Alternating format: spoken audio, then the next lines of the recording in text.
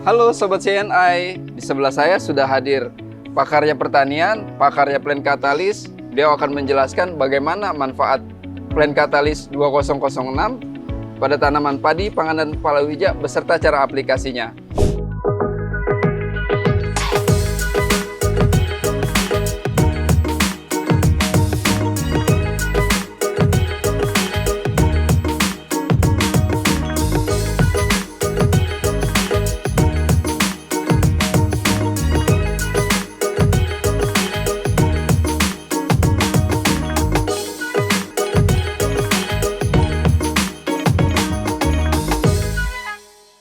Selamat sore, Pak Suryo. Selamat sore, Pak Jai. Pak Suryo, untuk aplikasi tanaman padi, tanaman jagung, dan juga tanaman pangan yang lainnya, Plant Catalyst ini bisa juga ya digunakan? Ya, betul Pak Jai. Jadi pertama untuk padi ya, pemakaian Plant Catalyst. Pertama, bibit benih berupa biji itu kita rendam semalam. Boleh juga sampai 2 malam. Kita tiriskan, kita siapkan untuk lahan persemaiannya. Ya, lahan persemaian sudah disiapkan. Jangan lupa sehari sebelum disebar benih padi, kita semprot dengan 5 gram Plant Catalyst per liter untuk memastikan lahan persemaian kita bebas dari racun asam. Jadi setelah kita sebar benih nanti akan tumbuh, umur 10 dan 17 hari kita semprot lagi dengan 1 gram per liter air. Artinya kalau 10 liter air itu 1 sendok takar peres. Ini ukurannya 10 gram. Oh, ini sendok takarnya ini ya, Plant Catalyst sudah bawaan berarti ya Pak ya? Iya, betul. Dari Plant Catalyst ini. Jadi kalau untuk satu tangki? Satu tangki 16 liter kira-kira 1,5. Ya. 1,5 sendok takar untuk takaran 1 tangki pada aplikasi semprot tanaman padi. Betul. Dilarutkan air, disemprotkan 1,5 sampai 3 kilo Plant Catalyst untuk ukuran sawah 1 hektar sehari sebelum tanam. Kalau menggunakan Plant Catalyst ini langsung hidup. Biasanya dia mengalami pemulihan 7 hari. Iya, biasanya ada masa stressing setelah dari persemaian masuk ke pindah tanam atau tandur ya Pak ya. Betul. Kenapa bisa begitu? Karena asamnya belum dibereskan. Kondisi tanahnya belum siap.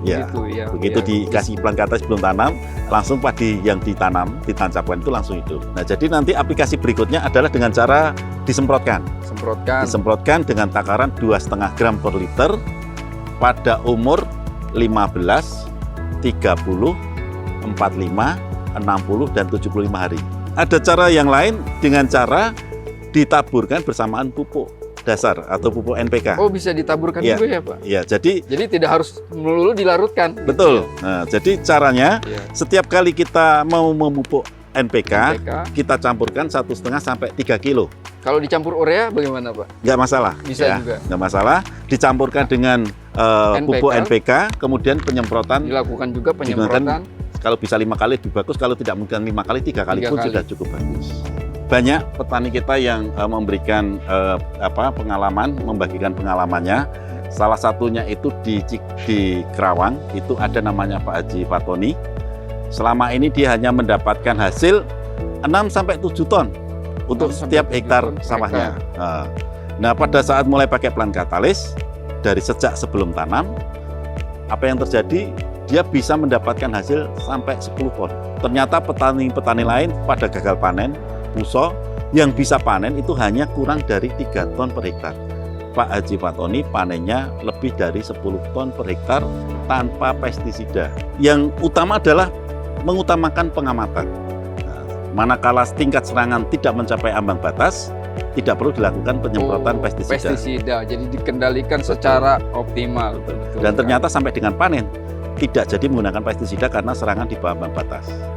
Dan padinya nampak dapurannya itu lebih tebal sekali. Dan tidak ada warung di situ. Jadi ternyata warung tidak masuk pada lahan sawah yang kondisinya dijaga dengan baik, yaitu pada kondisi tidak asam. Lalu bagaimana aplikasi pada tanaman palawija yang lain Pak? Setelah beras atau padi, seperti contohnya jagung, ubi jalar, kedelai, dan lain-lain, kita mulai dari sebelum tanam.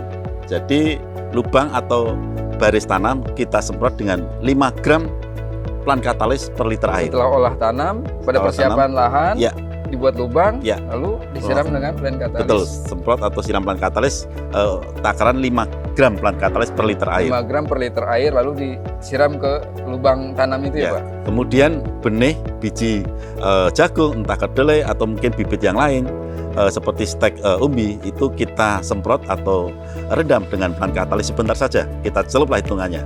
Kira-kira 10 menit dengan takaran 1 gram per liter air seperti pada padi tadi. Ya. Nah, selanjutnya kita tanam. Nah, setelah kita tanam, nanti berikutnya kita campurkan 1,5 sampai 3 kilo plant katalis pada pupuk utama atau NPK setiap kali memupuk. Biasanya dipupuk 1 atau 2 kali dalam satu musim tanam. Nah, sisanya kita semprotkan dengan takaran 2,5 gram per liter tiap 2 minggu sekali untuk tanaman palawija ini. Nah, moga-moga ini menginspirasi buat Sobat CNI, buat Sobat Petani untuk kita berpacu meningkatkan produktivitas dan kualitas tanaman kita. Baik Pak Suryo, terima kasih atas penjelasannya, menjelaskan pupuk yang luar biasa ini. Dan Sobat CNI sekalian, jangan ragu lagi menggunakan pupuk plant katalis untuk tanaman palawijanya dan saksikan video-video dari plant katalis yang lainnya. Sampai jumpa. Sampai jumpa.